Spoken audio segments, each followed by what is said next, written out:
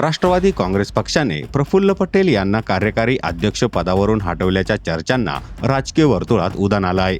प्रफुल्ल पटेल सुनील तटकरे विरुद्ध पार्थ पवार असा संघर्ष असल्याच्या चर्चा सुरू असतानाच ही घडामोड समोर आल्याने आश्चर्य व्यक्त केलं जात आहे.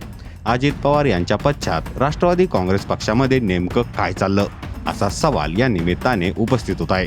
याआधी नवनिर्वाचित पक्षाध्यक्षा सुनेत्रा पवार यांनी 10 मार्च रोजी दिलेल्या पत्रात प्रफुल्ल पटेल यांच्यासह सुनील तटकरे यांच्याही नावासमोर त्यांच्या पदाचा उल्लेख केला नसल्याचे राजकीय वादळ निर्माण झालं होतं. त्यावर पक्षाकडून कुठलं स्पष्टीकरण देण्यात आलेलं नव्हतं. परंतु 29 एप्रिलला सुनेत्रा पवार यांनी नवं पत्र देत पटेलांचं राष्ट्रीय कार्याध्यक्षपद काढून घेतल्याचं पाहायला मिळालं. अजित पवार यांच्या निधनानंतर पटेल तटकरे राष्ट्रवादी काँग्रेस पक्ष टेक ओव्हर करण्याचा प्रयत्न करत असल्याच्या जोरदार चर्चा होत्या.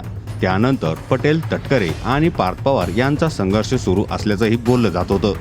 नुकत्याच झालेल्या विधान परिषदेच्या निवडणुकावेळी राष्ट्रवादी काँग्रेसचा अधिकृत उमेदवार ठरवण्यासाठी देवगिरी बंगल्यावर बैठक झाली. परंतु तिकीट वाटपावर खल सुरू असतानाच पार्थ पवार यांनी संजय काकडेचे सुपुत्र विक्रम काकडे यांच्या सुचवलेल्या नावाला राष्ट्रवादीच्या ज्येष्ठ नेत्यांनी विरोध केला. अखेर बाबा सिद्दीकीचे पुत्र जिशान सिद्दीकी यांना उमेदवारी देण्यात आली. त्यामुळे हा संघर्ष अधोरेखित झाला. राष्ट्रीय कार्यकारिणीत प्रफुल्ल पटेल आणि सुनील तटकरे यांना ठेवण्यात आलं नसलं तरी त्यांच्या नावासमोर पक्षातील कुठल्याही पदाचा उल्लेख करण्यात आलेला नाही. या निर्णयामुळे पटेल तटकरे यांची पक्षातील पदं काढून घेतल्याची चर्चा रंगली आहे.